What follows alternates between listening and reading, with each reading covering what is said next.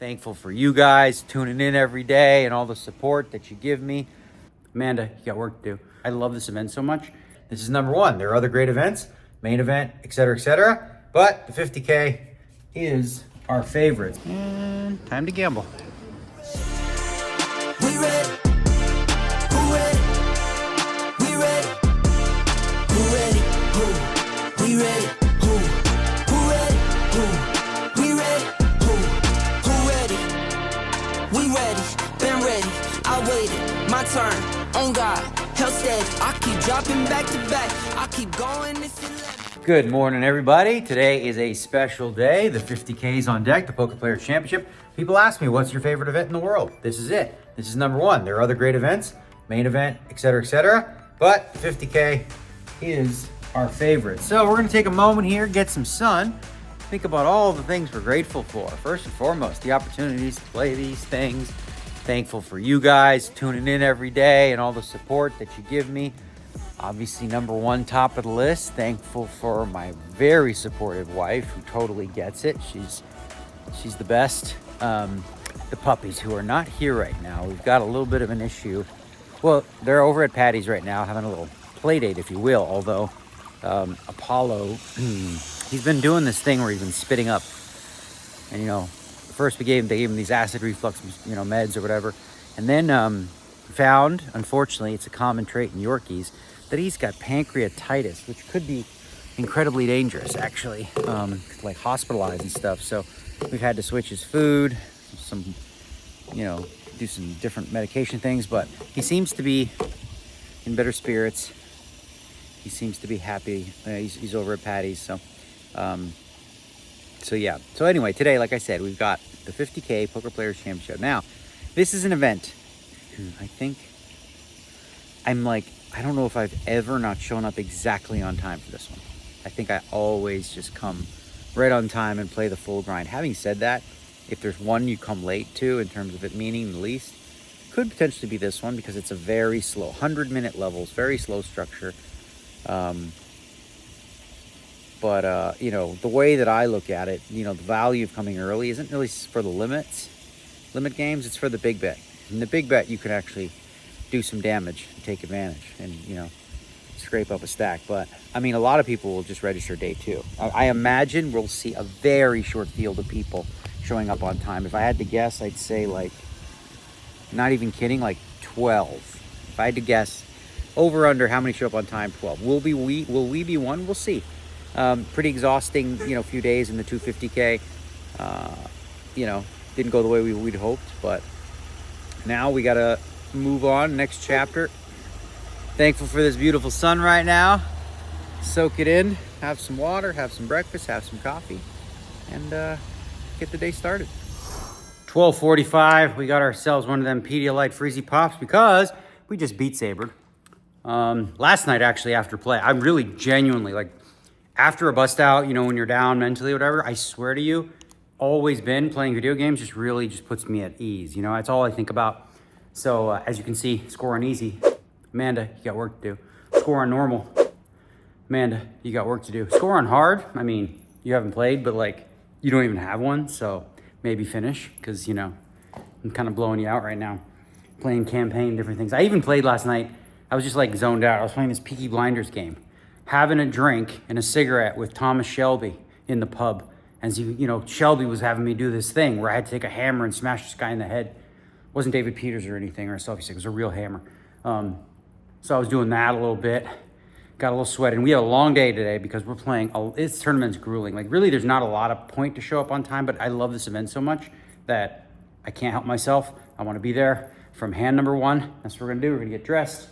I don't know. We're not gonna dress crazy. We're just going to wear what's comfy. Why is this driving me nuts today? It's one of those where it just flips around. Probably because I was beat sabering. All right, Amanda's sleeping. When she wakes up, she'll see the bad news. She's got scores to pass. Okay, drive-in video for my favorite event of the entire year. People ask me all the time, what's your favorite event every year, Daniel? The main event's up there, of course, but something about the PPC, the origination of it, the mixed game aspect, the tough field, the long levels. It's a grind. I love it. Now, why do we show up on time? We sort of touched on this. Here's the thing. I think going in, my advantage over this field, it's all about the big bet games. The limit games are negligible. Even if somebody was slightly better at you at one, it's like the amount of ROI they have on you is minimal. But in PLO, no limit hold'em, you know, you can really, especially if super deep, because the thing starts super deep. I think the big blind is 1,500 and you got like 300,000 chips or something crazy like that. So what is that? I don't know how many big blinds. That's so many big blinds I can't even figure it out. 500, anyway, you figure it out. But yeah, so I've been very, very sharp in my PLO game, loving the way that I'm navigating there. No limit hold'em, of course, as well. And frankly, the mix. You know, I thought I put in a great effort in the RAS and the dealer's choice. So I'm ready to show up on time. And I'll tell you what, there was something that I did an interview recently for Jonathan Jaffe. He does this GTO Lab place, whatever, that they're doing. He asked me to do a podcast with him, so I did. And I don't remember if it was in the interview or where, but I heard him say something that really was like kind of like an eye-opener for me. And he sort of was talking about how you're gonna bust the tournament almost always. Like at some point, you're gonna go pro, right? So just make the right play, even if it means you go broke. You know what I mean? Like if the bluff is like, oh, you know, I don't need to make this bluff because, you know, I could go broke here. Well, you're gonna go broke anyway. You're gonna go broke at some point anyway, unless you win, of course. So if it's the right bluff, make the bluff. If it's the right bluff catch, make the bluff catch. And don't come from a perspective of fear. But just the way he said it, I don't know, something about the way that he said that, so I shared it with you. The idea that you're going to bust anyway. If you, I got to avoid busting, it won't work. You're going to bust. So, you know, make the right plays. And that's what we're going to do today. And I don't mind looking foolish. And frankly, I think I have to embrace that even more. The not looking foolish. Because, you know, especially in high road, making a theoretically good call is fine, it's good, but I can do better than that. You know, I know myself. Like, even though I made the good fold with the ace-jack, my instinct said fold in the flop. You know, even though I had ace-king against Sean Winter and I felt like he was super strong and had 3 jacks, you know, I can't fold the turn, but I could fold the river. You know, like, it's like astronomically stupid from any theory perspective. People look at that and go, oh my God, that's a terrible fold. But you know what? When you know, man. And I'm just going to go with what I know. And I've learned over 30 years of playing. So I'm still bullish on the rest of the series. We're not even close to done, y'all. A lot of big events left. And I'm going to finish strong. I promise you that. We are going to finish strong.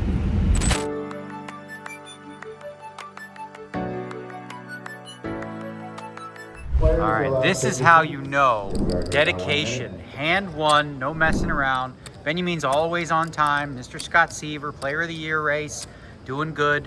50K. I said 12 would start. I think that says right now 10. Okay, close. I had the OU at 12 to start. There's the stacks. And time to gamble. All right, just to prove how in tune I am. 12. I said 12. I said we're going to start with exactly 12. And we're starting with exactly 12. How good am I at this? It's ridiculous. All right, predictions are on so far. One question for you. It's going to be a great summer. It is going to be a great summer. I'm contemplating this tournament, and if I play, it's going to be a really great summer. What's the contemplation, buddy? It's a 50K. You have to play.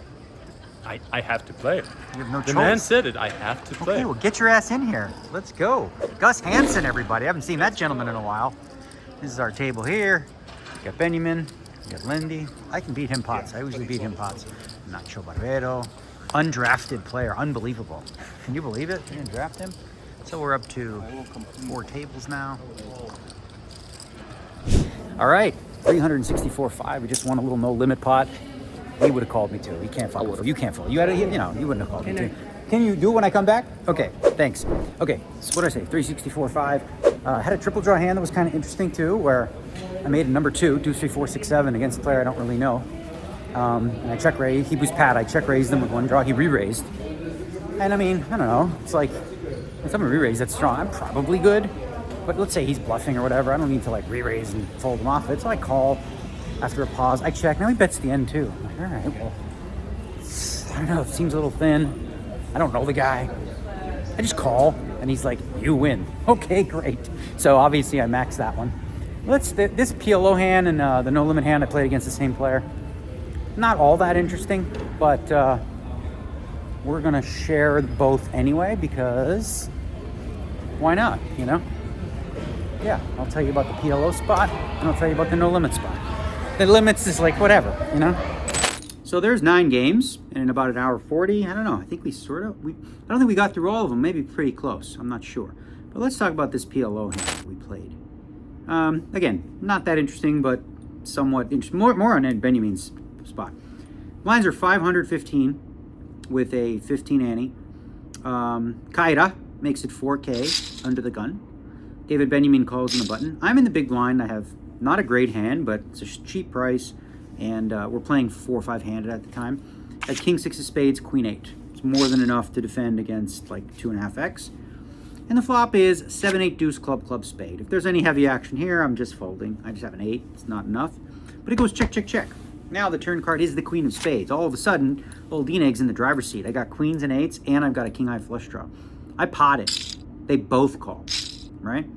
Now there's River's a 9, which is a death card for me. When they check around on the flop and a 9 comes, Queen 8 can't be good. Just can't. No future. No future, as Renlin would say. I check. Kaira bets 35K, and David Benjamin tanks for quite a while, and then for a little bit, and then he calls. And Kaira was bluffing. He had King Jack 4-5 with 2 clubs, 2 spades, and then Benjamin had Queen 10-9 deuce with 9-10 of spades. So he made queens and 9s. We didn't have the best hand, but he makes a good call there. See, he's got queens and 9s, but he has a 10 blocker too. And his assessment of the spot was he thought the 10 jack bets this flop a lot, and he never has 5-6, so he has a 10 blocker. So when you add it all up, it's actually quite a really good call. But you know, I said that to David, good call. He's like, not really. It's kind of easy. And when he breaks it down like that, sure is. Now this hand just right before the break against the player who in the triple draw pot said you got it. He raised my blind in no limit hold'em at 1500 big blind. He makes it 4K. I defend with 6-7 offsuit. Flop is 9-6-5, 1 spade. I check. He goes 3500. This is just a check call. Turns the 6 of spades. Flush draw present now. I have 3 6s. Check. Now I lead for 7K. Now this is a line that prints that has been really screwing me lately because I always just seem to have nothing, and not having the hand enough or the runouts being bad. But I bet 7K. I lead at that. That's a good card. When you check call a 9-6-5 flop, the 6 is far more relevant to your hand, especially from the big. So you can often bet there at a high percentage. He calls, and now the river's a deuce. And the question is, what do we go for? We go for 28,000. He thinks for a bit. He makes the call. So that's why we are off to a decent start. So far, so good. Having fun. I'll probably get a massage here in a minute. And yeah, because we got a long day ahead. All right, I'd like to formally announce Dylan and I are writing a new book that you will hear about here first, and it's called Chea-T-O.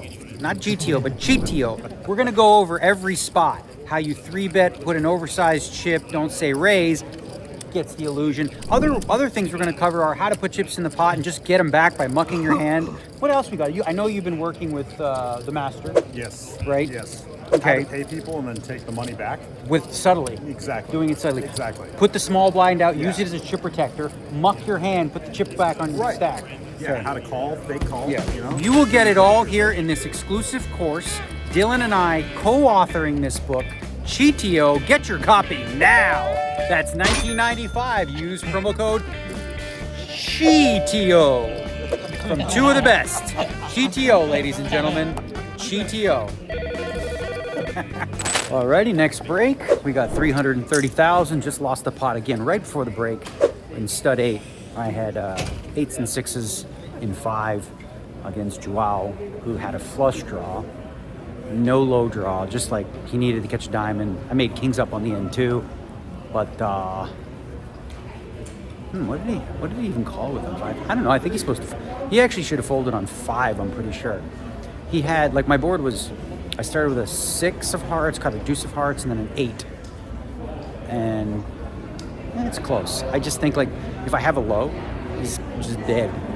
I mean, he's just drawn a half, right? And if I don't have a low, it looks like I have a pair and a low draw, which you're not in great shape against that either. And it wasn't raised on 4. So yeah, I think he's probably supposed to fold, but whatever. It's not that big a deal. He had king, queen, 9 of diamonds. He came out of the hole. We'll start with the deuce of diamonds, 3 of diamonds. showing. Caught a 7, caught a 9. Maybe he made 9s on 6, but it doesn't matter. Anyway, I think the decision for him is probably a fold on 5. But that's okay. Yeah, I don't know. I have to look at it, but I think he's supposed to fold 5. Almost sure. But anyway, so far so good. We're up over 300, 330. The field has doubled in the last level, so we'll see how that progresses throughout the day. All right, I'm walking back. Remember the guy yesterday who's such an idiot and put it in with a stupid hand, getting a terrible price? That's him. That's me, baby. Facts are facts. He actually made the right call. I'm proud of it. I was absolutely steaming in the moment, but he was getting the right price. Hear that? I was begging you to I'm fold because not a donkey. I know. I was begging you to fold because I had a bad feeling, but you're supposed to call, and you did, and you still didn't make the money. That's the most disappointing part. Unbelievable. Don't tell him that part. Hey, well, they're going to see. They're going to know you wasted it. Okay. Back to level 3. Going to break into level 3. What do I got? 380,500. Just lost the Raz pot. It was a little annoying. A 9 limped. I raised with a 5 up. The queen came. I have ace 7 in the hole. Queen catches a 10. I catch a jack. He check calls. I catch a 5. He catches a 3, then a 4. Make a long story short, he made an 8 and beat me, but we got 380,000. Field is growing. I think we're going to surpass last year. Last year we had 99 players. This year, I'd bet a pretty penny that we're going to get over 100. Feels like a good field so far for a 50K Poker Players Championship. Just got a nice hour-long massage, just what the doctor ordered. Probably going to triple up on the coffee today. I usually do 2 a day, once in a while 3. And we got 3 more levels to play. It's a late one, 7:30 p.m. A little late for me to do coffee.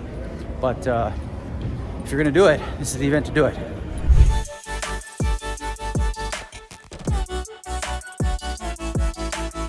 All right, 382.5. You know, that's anything over 300 today is good. There were not a lot of interesting hands to share, but I got one PLO pot. Yeah, you know what I'm saying? It's like one PLO pot I can sort of go over, but not all that interesting. But, you know, gotta give you something, right? Gotta give you something. So, a little more PLO stuff. Okay, as promised, little PLO. Big blind is 2,500. And we're playing 300K deep, pretty deep. And in PLO, I really want to get to some flops more, right?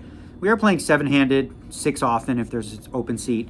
So, you know, you can be a little bit wider. If you notice, like, especially with a big blind ante, you don't have to stick to, like, super strict ranges. You can raise a lot of pots. This one I like to limp. I mean, for some of the hands, I'm just going to, like, limp. And this hand is me under the gun +1. I limp with king, queen of diamonds, 9 of clubs, 7 whatever. Vieira just completes a small. Sternheimer in the big blind, he checks. Flop is king 7-3, 2 clubs and a spade. 10K in the pot right now. It checks to me. I go 2/3, 6,500. Sternheimer calls. Turn is a 10. Now, this is a spot where, you know, 10 is going to be a lot better for me in general because, you know, I can have king 10-9, king 10 jack much more likely than the big blind because when you play a hand, you know, the big blind's range is going to have a lot of like deuce 9 junk, right? Mine isn't. So a 10 is probably a good card for me. I do have the 9 of clubs in my hand, which could be relevant, but he checks. I go for 16-5, putting some pressure on the club draws and feeling like, you know, king 7's still good here. River's an 8. He checks, and I contemplate, like, do I need to bluff this hand with kings and 7s? Do I need to turn it to bluff? I don't think so. I think, you know, if he just has missed clubs, we pick it up. And I check, and he had king 7 as well with 9-6. So he made the straight. But now, if you think about how good a shape I was in on the turn, because I can't lose unless he hits an 8. So he's got an 8. I can win with a 10 jack or a queen because all those cards would win for me. But that's all right. You know, that's the worst beat we take this tournament. We'll take it. All right? So, yeah, 2 more levels. I feel fine. I like my table. Keep on trucking. And like I said, anything above starting made today worthwhile.